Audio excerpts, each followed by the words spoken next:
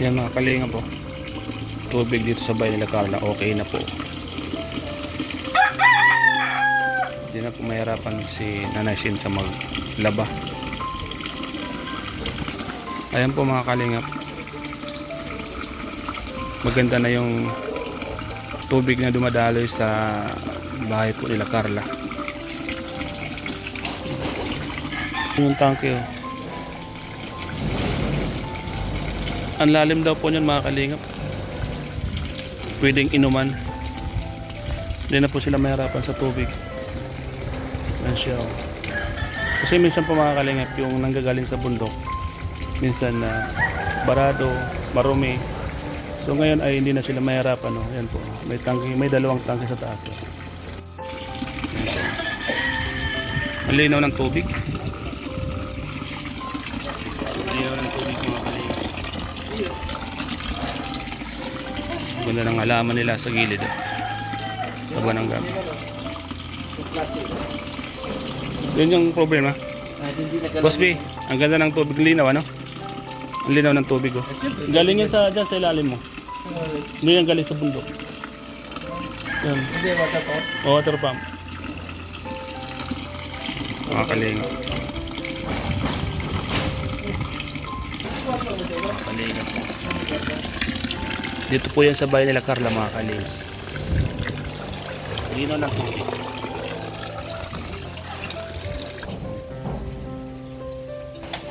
Tatay. Linaw ng tubig ah. Saan yun yung galing sa Bukal. bukal? Oo. Yung dito? Yung bagong gawa? Ay, baku. Oo yan. Halit dyan. Alin niya. Mm. Ito sa bukal pa. Hmm. Linaw ano? Hindi na. Yan, di pa yung pwedeng inuman. Ayan. Mga sarumbulan pa. Tapos mga pagdating ng sambon, pwede nang inuman. Pwede na yan. Malinaw na. Linaw ng tubig oh. Sabi mga kalingap. Dito kayo umiinom. Oo.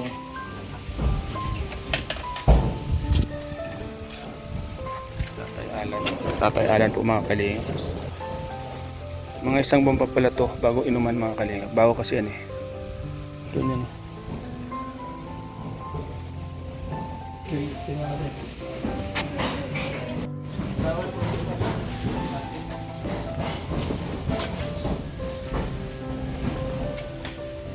Gano'n tayo?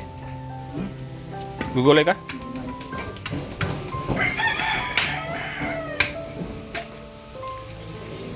Sarap yung tubig niyan. Inumin.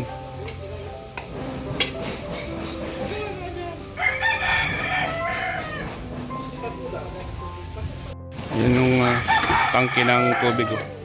Tangke ng tubig nila Carla. Oh. Bagong gawa po. Yan.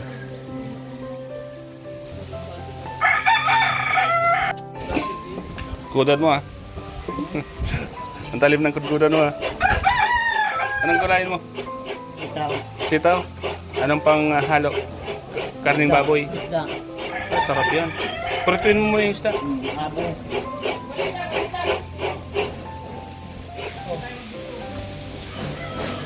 Tatay po nakakukod ko nun.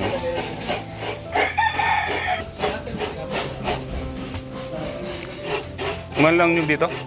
Malang nyug? Hanap lang ako dyan. Naghanap pa lang. Ano sa gilid-gilid?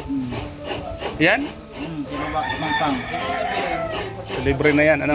Hanap akong gulay yun. Libre na rin. Paku. Nakalibre na ano? Hindi na bibilihin. Dali natin dito. May gulay ng paku. Ah, sarap yan. Ano? Paborito ko yan. Oy, di ba hindi pa sila tapos magbubog? May klaseng na. Dapat, before, pasok talaga ito. Kahit dito, yung pinasok tubig yan, yung dumsabang ko lang. Kasi alam namang plastic sila eh. Kasi imposible namang nag-erap sila bago sila pupunta. Kasi hirap pa muna bago. Amber! Tutok tayo, Amber!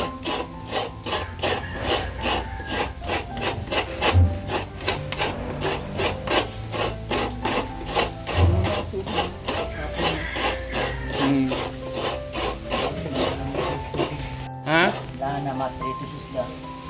Ah, maprito kayo yung isda. Ihuli ko. Itong pag ano, kalmada, lawat ako. Ah, ganun? Nakadalawang kong ubod. Malalaki? Pang ulam lang, ano? Hindi ko kay Tiyo sa Pampanga. Yung isa. Oo. Isa malig sa bahay. Yung si Tiyo dumaan. Doon sa bahay mo, no? Papasyalan ko yun siguro mga susunod na araw. Papanday.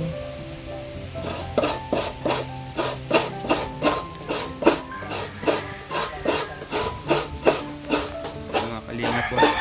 Tatagalan po, nagkukutok ng nyug.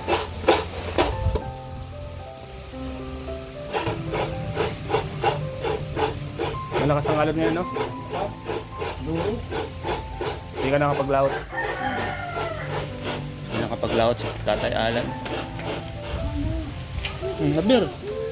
Apir. Pupunta. Ito mas iba. Camber mga kayo. Uy, ubos na ubos ah. Side na side ano. Ang kagandahan dito ano. Libre na sa mga nyog-nyog ano. Maguta pati yan. Maguta yan. Kasi di siya masyadong lanta ano. Pino niya. Ha? Pino ano. Pino. Lagi baga ako nandun kay Tio. Doon ako nagtatampay. May bigay ako sa kanya. May bibigay ako. Regalo ko. Anong oras mapunta si Grace dito? At dyan, tatapusin na itong diding-dingan das ng Ah, may papagawa ka dito sa kanya. Ito, TV. Ah, marunong siya gumawa ng TV? Pusa yun din. Pambira, ano? It's first time makarating dyan sa bahay ni Carla? Pangalawa. Pangalawa? Ano mas? Yung una, pinuntahan lang, kinausap lang na kinumpirma kung may tulungan. Kinausap ni Kuya Bal si Nanay Cynthia at si Tatay Alan na sinabi niya. Naglalaro daw yung pusa sa practice. Sa taas, yung butas doon pumapasok yung pusa. Papasok. Sa bagay yung bahay nila Carla, halos ko na yan. 2 years na. Sa bagay, may mga ko naman talaga, may mga palitin naman. Kasi sa loob ng 2 years, 3 years, may mga ko na talaga yan. Medyo, Ang naging difference nga doon kasi, dahil nga sa tulo, doon sa Oo. klase nanggagaling yung tubig. Yung ano mismo. Yung Balik na! yung isaw sa gilid. Bumakbak una yun, bumakbak una. Oo. Tapos nung pumapasok yung pusa, sinasabi. kaya nga, kaya nasira ano. Kaya ganyan ng pusa oh.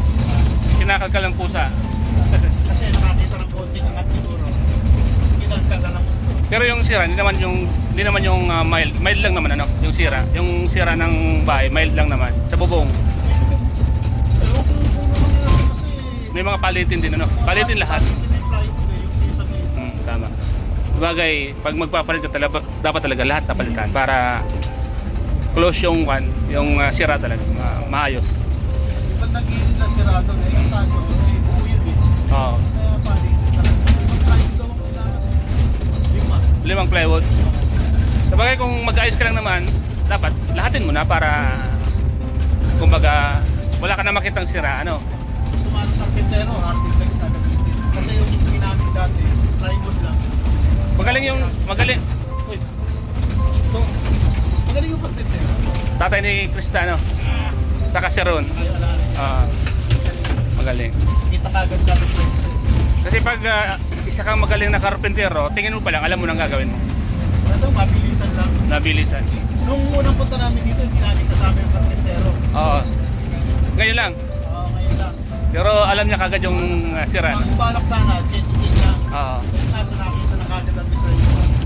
Ayun lang pala, inibabaw lang yung sabi kasi hindi nata. Kaya naisip na ulit lang.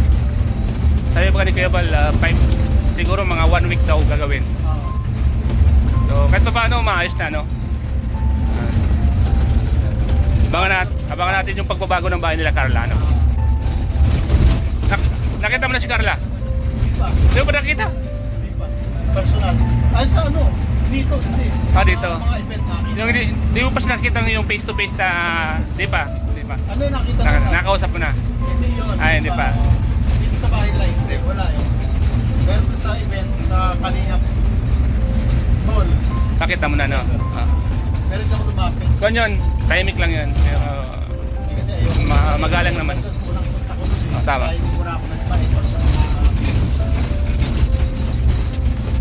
Ang kagandahan dito sa bahay nila Carla kasi tahimik, maganda yung nila, place nila, location. Talagang mare-relax ka. Saka may mga kapitbahay May mga dati walang kapitbahayan. Ah, Yung mga bago pa lang, kakaunti pa lang. At least ngayon kahit pa paano may mga katabi na si Nanay Nora. at saka yung pagitan niya. Oo. Oo. Kung bahay sila sunod-sunod. Bali, Apat. Apat. Kaya hindi na masyadong, kumbaga hindi na masyadong nakakatakot. Tulad ng muna noon. Noong una talagang mangangamba ka kasi walang bahay. Ang kagandahan doon may tubig na sila. May tubig na sarili. Kaya po mga kalingap si May motor. Pero ayusin daw yun kasi Kuya Pet Federico Santos, suportahan natin. Ay, mga kalingap. Ilang linggo ka dito Kuya Pet? Depende sa'yo. Depende. Depende. Ay, mga kalingap. wala tayong date na specific na kung hanggang kailan tayo. Basta't bakante dito muna. So ayan po. Mga kalingap. Isang araw na naman yung natin, kumbaga vlog natin ngayong araw na ito. Nakita natin na i-update natin sa mga viewers update. Tamang vlog lang. Tamang kwentuhan. Siyempre makikita ng mga viewers community ng Kalingap kahit pa paano meron sila makita masaya na sila pag makita nila yung lugar nila Carla, makita yung mga dating dinadaan ng mga angels. Kaya nga, ito mo nagdidetalye ko kanina. Napapanood ko kaya yan eh. Oo. Since day one, napanood ko si Carla. Kumbaga pag bumabalik sa alaala nila yung mga lugar, masaya na sila dun. Tulad mo, di ba? Dating napapanood mo lang, ngayon nadaanan mo. So anong pagkaramdam mo? Parang dati pinapanood ko lang to, ngayon nandito na ako, di ba? Ganun lang yun eh. Sabi na kahapon nasa simbahan ako. Nasa church ako. Nakita ko mga K-boys, sila Norman, si Ryan, si J. Brad. Tapos may isa pa. Teka, tapos sabi ko nga sa kanila, ito mga K-boys, dati kong mga idol ko yun dati. Ngayon hindi na. Sabi Larry, hindi na kasi ako na idol nyo. Dati mga idol ko sila, ngayon ako na idol nila. Dati nagmamasid lang kami sa mga ginagawa mo, no? Kasi may mga sumasagot naman sa mga, 'di ba? Dati, 'di ba, against Kalingap ka. May mga sumasagot naman sa iyo, mga reactor, mga ganun. Kaya kami, silent lang. Makikita mo naman sa mga kibos wala naman mga sumasagot. Tsaka ang dami nanonood sa akin sa Kalingap. Kaya kung mapapansin mo, ang views ko, libo-libo, halos 10,000 maabot. Kada isang live ko, 10,000 yan. Kaya minsan isang araw, nakaka-30 mil akong views ko. Sa live ko lang yan. Kasi live ako ng umaga, 10,000. Tagalog live nun. Inabot ka ng 4 na oras, 5 oras, nakikita ko. Tagalog live. Tapos may mga palipad pa. Nakikita ako, pinakababa ako ng 14,000. Monthly. Ngayon, nanausap ko eh. Kasi nawala na yung Ayos lang yan. Basta ang importante, malinis naman yung puso mo. Yun yung the best doon. Masaya. Kasi kumikita ka naman malaki kung ang puot naman yung nararamdaman mo. Di ba? Galing galit. Lagi ako naghahanap ng mali ng kanina. Yun ang hinahanap ko lagi yung Mali. Siyempre doon ka kumikita eh. Pero mapagtanto mo bandang uli, mali naman. Kaya nga sabi ko, hindi na ako sinasagot ng Kalingap. Sabi ko, ano pa gagawin ko? Kahit anong sabol ko, lalo partikular kay Kuya Mir, kahit na anong bira ko, talaga hindi na ako napansin. Sabi ko, ano pa gagawin ko? Parang nagsawa. May hangganan na kasi yun, may hangganan din kasi yun. Kaya sabi ko, ayoko na, tigilan natin kasi yung beneficiary naman natin na pinaglaban natin, si Reyna. Ano yun eh. Tinigilan ng Kalingap, di ba hindi na kayo nagpa-vlog? Hindi na. Kaya nga sabi ko, tapos na ang mission natin. Tapos na ang mission. Ano pa gagawin natin dito? Manguulot tayo ng manguulot ng Kalingap. Maganda nga yung ganun yung ginawa mo. Kumbaga, nakiayon ka na sa Kalingap, sa mga ginagawa ng Kalingap. Kasi ito pang lifetime namin yung ginagawa mo, yung pagtulong sa kapwa, pang lifetime namin kung gugustuhin mo, di ba? Kaya yung paghanap ng mali, lifetime naman yun. Kaso lang siyempre ikaw ang maapektuhan nun. Ikaw lang naman maapektuhan nun. Lagi ako nag-aaral ng mali ng Kalingap. Lahat ng mali, yun ang binabatis. So So, minsan parang hindi ka nalalayo sa mga abogadong nagtatanggol ng inaapi. Ay, yung mga abogadong itinatanggol yung mali. Hindi ka na naiba doon. Di ba? Minsan kahit tama na, nakikita ng abogado tama na, pero minamali pa rin nila, di ba? Para sa kanya, sa gagawin mali. Oo.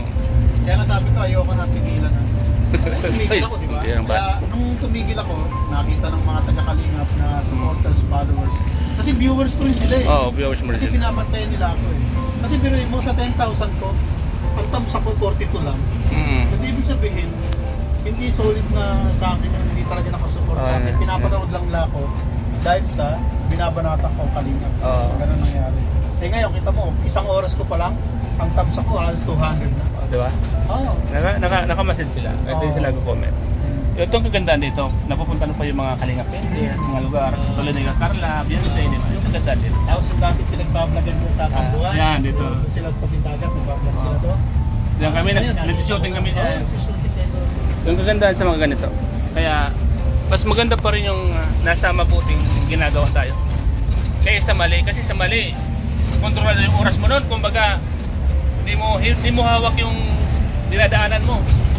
Isang araw, dumadaan kasi sa isang lugar, yun pala may galit sa'yo doon. Bigla ka lang sasampigain. No?